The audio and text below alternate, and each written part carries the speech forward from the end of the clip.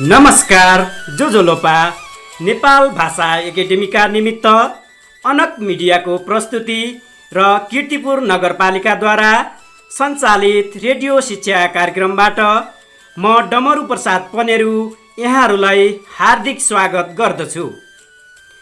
कीर्तिपुर नगरपालिका वडा नम्बर 4 स्थित एपीएफ स्कुलको म विज्ञान शिक्षक आज कक्षा 10 को विज्ञान विषय लिएर यहाँहरू समक्ष उपस्थित भएको छु। आशा छ विद्यार्थी भाइ बहिनीहरूले यस कार्यक्रमको समय अवधिभर सुनेर साथ दिनुहुनेछ। यो कार्यक्रम हरेक हप्ताको बुधबार दिनको दिउँसो ठिक 1 बजे प्रसारण हुने गर्दछ। विद्यार्थी भाइ बहिनीहरूले कक्षा 10 को विज्ञान विषयको किताब, कपी र कलम साथमा लिएर बस्नुहोला। यो भन्दा अघिल्लो कक्षामा विद्यार्थी भाइ बहिनीहरूले विज्ञान भनेको के हो, विज्ञान विषय पाठ्यक्रममा किन समावेश गरिएको हो भन्ने कुरा जानिसकेको हुनुपर्छ। विज्ञान भनेको अवलोकन र प्रयोगबाट प्रमाणित हुने ज्ञान वा तथ्य हो। फेरि एकचोटि सुन्नुहोस् है, विज्ञान भनेको अवलोकन र प्रयोगबाट प्रमाणित हुने ज्ञान वा तथ्य हो। विश्वमा भएका जति पनि नवीनतम आविष्कार, खोज, अनुसन्धान र विकास विज्ञानले नै सम्भव भएको हो। तसर्थ नयाँ नयाँ आविष्कार, खोज, अनुसन्धान र विकास सम्बन्धी तथ्यहरू थाहा पाउन विद्यालय तहको पाठ्यक्रममा विज्ञान विषय समावेश गरिएको हो। फेरि एकपटक सुन्नुहोस् है, विश्वमा भएका जति पनि नवीनतम आविष्कार, खोज, अनुसन्धान र विकास विज्ञानले नै सम्भव भएको हो।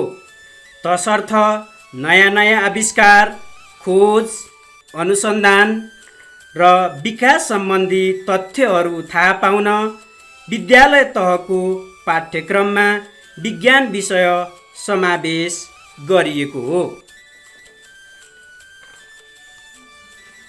अब म भाइ बहिनीहरूलाई कक्षा 10 मा पढाइ हुने विज्ञान विषयका एकाइहरूको बारेमा छोटकरीमा बताउन गइरहेको छु।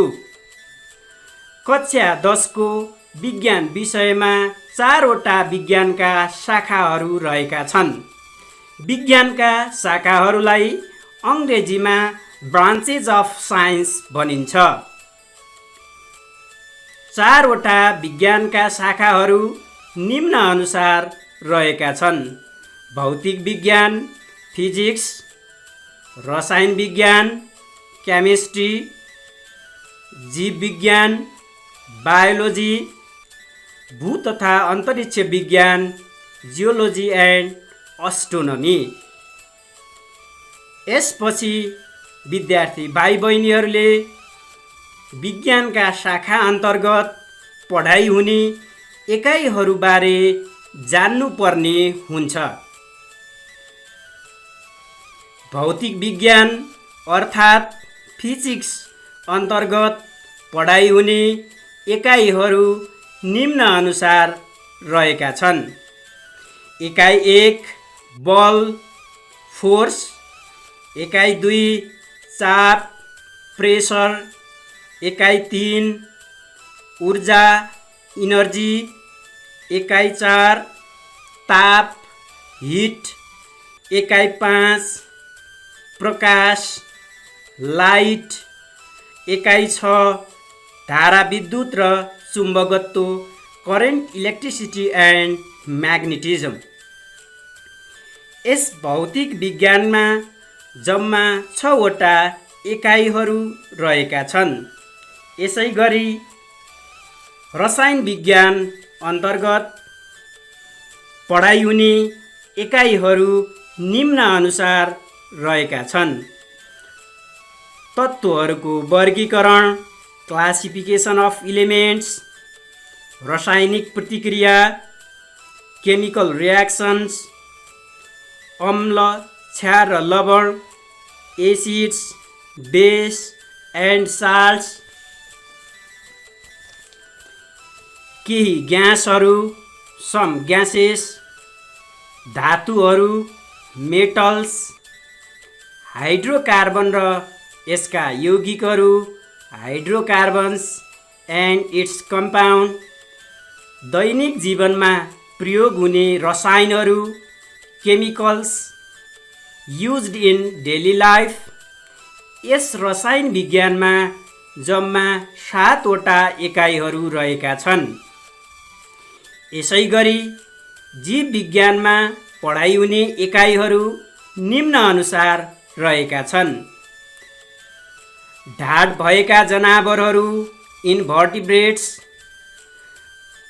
मानव स्नायु र ग्रन्थीहरू, human nervous system and glandular system, रक्त सञ्चार प्रणाली, ब्लड सर्कुलेसन, क्रोमोजोम र लिङ्ग निर्धारण, क्रोमोजोम एन्ड सेक्स डिटर्मिनेसन, मैथुनिक र अमैथुनिक प्रजनन, सेक्सुअल एन्ड असेक्सुअल रिप्रोडक्सन, वंशानुक्रम, हेरिडेटी, वातावरण प्रदूषण र व्यवस्थापन, इन्भाइरोमेन्ट पोल्युसन एन्ड म्यानेजमेन्ट। यस जीव विज्ञान शाखा अन्तर्गत जम्मा 7 वटा एकाइहरू रहेका छन्। यसैगरी भू तथा अन्तरिक्ष विज्ञान शाखा अन्तर्गत पढाइ हुने एकाइहरू निम्न अनुसार रहेका छन्। पृथ्वीको इतिहास, हिस्ट्री अफ अर्थ, वायुमण्डल, एटमोस्फियर, ब्रह्माण्ड, द युनिभर्स। यसरी विद्यार्थी भाइ बहिनीहरूको कक्षा 10 विज्ञान विषयमा जम्मा 23 वटा एकाइहरू रहेका छन्। यसपछि म विद्यार्थी भाइ बहिनीहरूलाई कक्षा 10 विज्ञान विषयको विशिष्टीकरण तालिकाबारे बताउन चाहन्छु। विशिष्टीकरण तालिकाले कुन एकाइबाट कति अङ्कको कतिवटा प्रश्नहरू परीक्षामा सोध्न सकिन्छ भन्ने बारे जानकारी गराउँछ। विशिष्टीकरण तालिकाले कुन एकाइबाट कति अङ्कको कतिवटा प्रश्नहरू परीक्षामा सोध्न सकिन्छ भन्ने बारे जानकारी गराउँछ। परीक्षाको लागि प्रश्नहरू निर्माण गर्दा ज्ञान, बोध, प्रयोग, उच्च दक्षताका क्षेत्रहरू समावेश गरेको हुन्छ। कक्षा 10 विज्ञान विषयमा 75 अङ्कको सैद्धान्तिक अथवा थ्योरिटिकल र 25 अङ्कको प्रयोगात्मक अर्थात् प्र्याक्टिकल पोर्सन रहेको छ।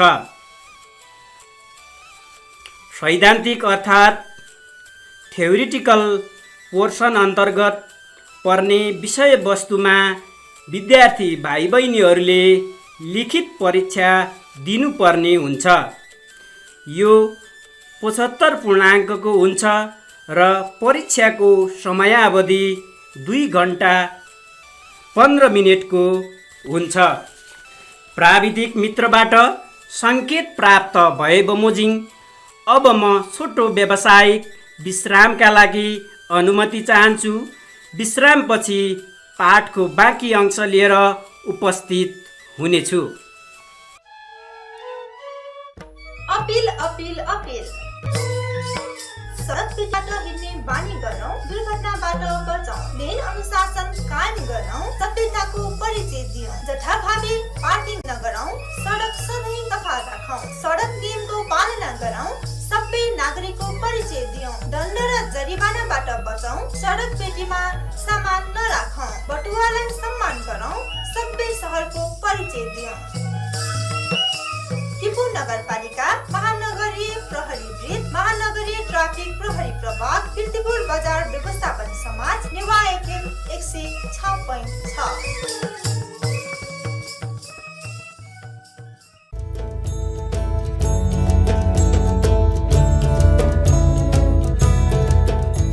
फैलिन नदिनु नै महामारी रोकथामको उत्तम उपाय हो। अहिले विश्वलाई नै तहस नहस बनाइरहेको कोरोना महामारीबाट जोगिन खोक्दा वा हाच्छिउ गर्दा मुख छोपौं। बेला बेलामा साबुन पानीले मिची हात धौं। हातले अनुहारमा भरसक नछुऔं। मुखमा मास्क लगाउँ वा रुमालले ढाकौं। सकेसम्म घरमा वा एक्लै बसेर काम गरौं। भिडभाडमा नजाउँ। आफन्त वा अरू व्यक्तिसँग भेट्दा 3-4 पाइला परैबाट कुराकानी गरौं। हात नमिलाउँ र अङ्कमाल नगरौं।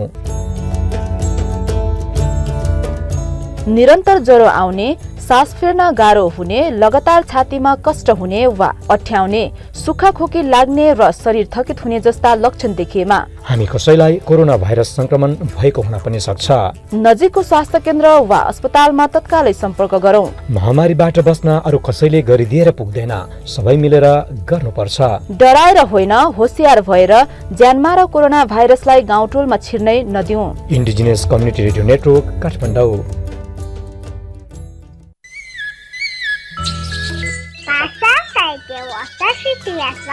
नेवा एफएम 106.6 नेवा एफएम 106.6 नेवा जुजागु गौरव यानाजिता।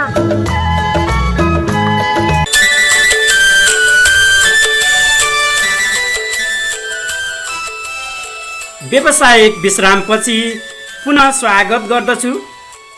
तपाईँ नेवा एफएम 106.6 मेगाहर्ज सुन्दै हुनुहुन्छ। कीर्तिपुर नगरपालिकाद्वारा सञ्चालित रेडियो शिक्षा कार्यक्रम तपाईँ आफ्नो मोबाइलको हाम्रो पात्रो एप्स डाउनलोड गरी नेवा एफएम सुन्न सक्नुहुन्छ। यसै गरी www.newafm.com.np लगइन गरी विश्वको कुनै पनि कुनामा रहेर सुन्न सक्नुहुन्छ।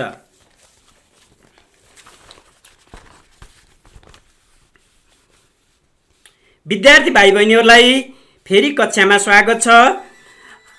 प्रयोगात्मक अर्थात् प्र्याक्टिकल पोर्सन अन्तर्गत पर्ने विषयवस्तुहरूमा विद्यार्थी भाइ बहिनीहरूले स्पोर्टिङ, प्रयोगात्मक तथा परियोजना कार्यको अवलोकन, प्रयोगात्मक कार्य, सामग्री निर्माण, प्रदर्शन, लघु परियोजना, कार्य प्रदर्शन र मौखिक परीक्षा भाइबा दिनुपर्ने हुन्छ।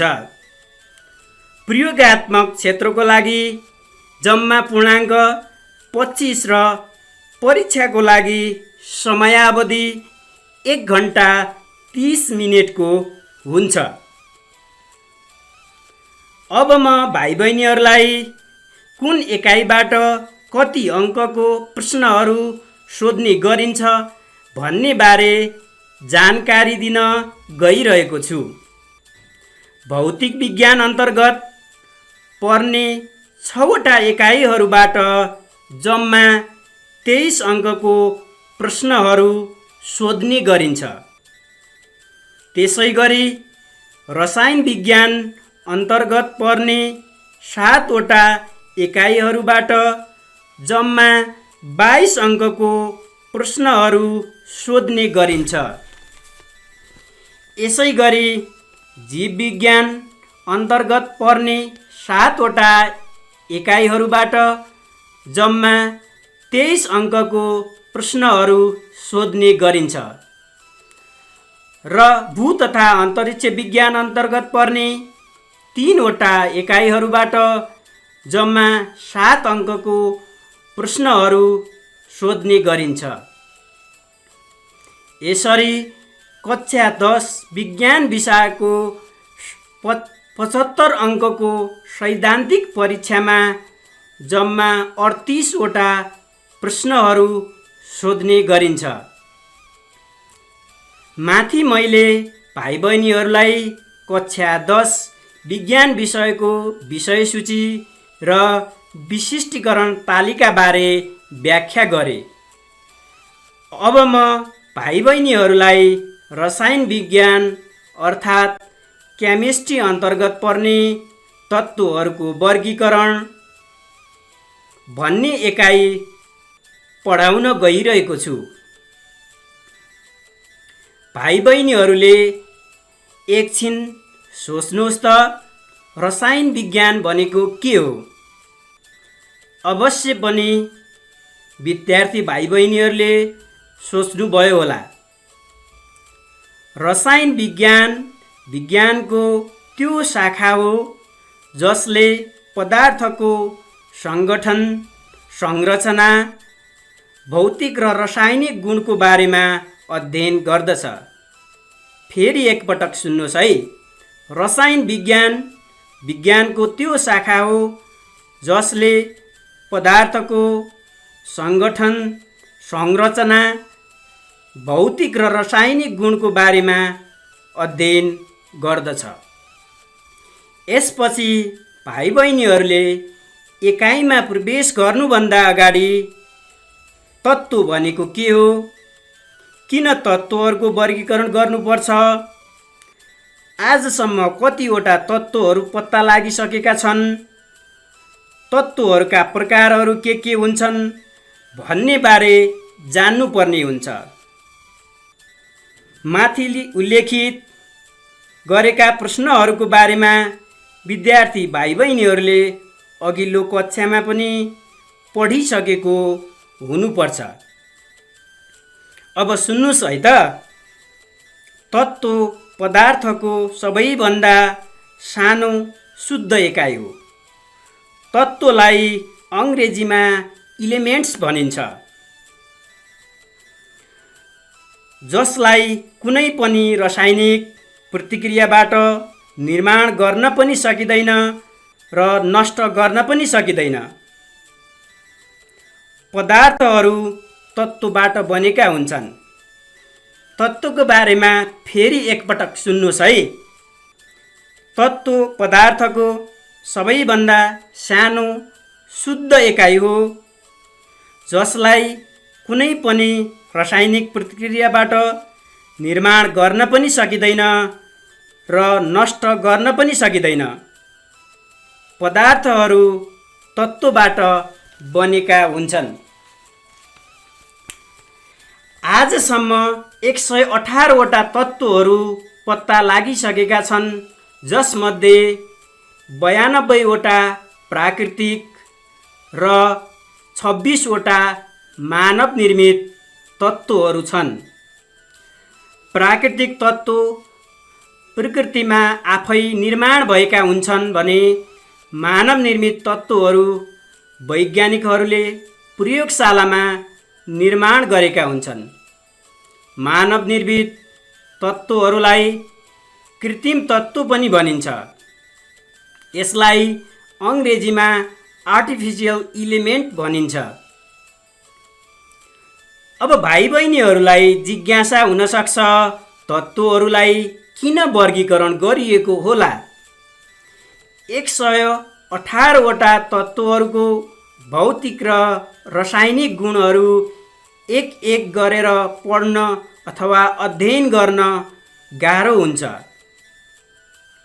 त्यसैले तत्त्वहरूलाई विभिन्न पिरियड्स र ग्रुपमा विभाजन गरिएको हो। यसरी वर्गीकरण गर्दा समग्रमा तत्त्वका गुणहरूबारे अध्ययन गर्न सजिलो हुन्छ। अब भाइ बहिनीहरूलाई तत्त्वका प्रकारबारे पनि जान्नुपर्ने हुन्छ। अहिलेसम्म पत्ता लागेका 118 वटा तत्त्वहरूलाई 3 भागमा बाँड्न सकिन्छ। नम्बर 1, धातु। धातुका केही उदाहरणहरू सुन्नुहोस् है। सोडियम, पोटासियम, म्याग्नेसियम, कपर इत्यादि। नम्बर 2, अर्धधातु। अर्धधातुका केही उदाहरणहरू chlorine, fluorine, bromine, argon, oxygen इत्यादि। यसै गरी 3 नम्बरमा अर्धधातु रहेको छ। अर्धधातुका केही उदाहरणहरू बोरोन, सिलिकन, आर्सेनिक इत्यादि। अब तत्त्वहरू वर्गीकरण सम्बन्धी चर्चा गरौँ है। भाइ बहिनीहरू, तपाईको मनमा लागेको होला तत्त्वहरूको वर्गीकरण पहिलोचोटि कुन वैज्ञानिकले गरे होला? सुन्नुहोस् है, म तपाईको जिज्ञासा समाधान गर्छु। तत्त्वहरूको वर्गीकरण सम्बन्धी इतिहास म छोटकरीमा तपाईहरूलाई बताउन गइरहेको छु। पहिलो पटक एन्टिनो लिभाइजरले सन् 1789 मा तत्त्वहरूलाई दुई भागमा धातु र अधातु गरी वर्गीकरण गरेका थिए। त्यसपछि डोब्रिनरले सन् 1817 मा तत्त्वहरूलाई बढ्दो पारमाणविक भार यानि एटोमिक वेटको आधारमा तीन ग्रुपमा अर्थात् ट्राइड्समा विभाजन गरेका थिए। तत्त्वहरूको वर्गीकरण गर्ने तेस्रो वैज्ञानिक थिए न्युल्यान्ड। उनले सन् 1866 मा तत्त्वहरूलाई बढ्दो पारमाणविक भार यानि एटोमिक वेटको आधारमा 8वटा ग्रुपमा विभाजन गरे, जसलाई अक्टेव्स भनिन्छ। अब विद्यार्थी भाइ बहिनीहरूलाई जिज्ञासा लाग्न सक्छ, किन नयाँ नयाँ पेरियोडिक टेबलको खोज भइरहेछ भनेर। सुन्नुहोस् है, एन्टिनो, डोब्रिनर र न्युल्यान्डले तत्त्वको वर्गीकरण गर्दा विभिन्न त्रुटिहरू भेटिएपछि सन् 1869 मा मेन्डेलिभले तत्त्वहरूलाई पारमाणविक भार यानि एटोमिक वेटको आधारमा वर्गीकरण गरे, जसलाई मेन्डेलिभ पेरियोडिक टेबल भनिन्छ। फेरि सुन्नुहोस् है, एन्टिनो, डोब्रिनर र न्युल्यान्डले तत्त्वको वर्गीकरण गर्दा विभिन्न त्रुटिहरू भेटेपछि सन् 1869 मा मेन्डेलिभले तत्त्वहरूलाई पारमाणविक भार यानि एटोमिक वेटको आधारमा वर्गीकरण गरे, जसलाई मेन्डेलिभ पेरियोडिक टेबल भनिन्छ। मेन्डेलिभ पेरियोडिक टेबलको नियम तत्त्वहरूको रासायनिक र भौतिक गुणहरू तिनीहरूको पारमाणविक भारको कार्यस्वरूप हुन्छन्। यसलाई अङ्ग्रेजीमा physical and chemical properties of elements are periodic function to their atomic weight. भाइ बहिनीहरू, मेन्डेलिभ पेरियोडिक टेबलको नियम फेरि सुन्नुहोस् है। तत्त्वहरूको रासायनिक र भौतिक गुणहरू तिनीहरूको पारमाणविक भारको कार्यस्वरूप हुन्छन्। Physical and chemical properties of elements are periodic function to their atomic weight. प्राविधिक मित्रबाट समय समाप्त भएको जानकारी प्राप्त भएकोले म आजको कार्यक्रम यही अन्त गर्ने अनुमति माग्दछु। आजको यस कार्यक्रममा प्राविधिक सहयोग गर्नुहुने मित्रलाई धन्यवाद दिँदै आगामी हप्ता यही समयमा पुनः भेट्ने बाचाका साथ आज म डमरू प्रसाद पनेरुलाई बिदा दिनुहोस्। छिनछिनमा साबुन पानीले हात राम्रोसँग धोएर घरमै सुरक्षित बस्नुहोस्। धन्यवाद। तपाईको दिन शुभ रहोस्।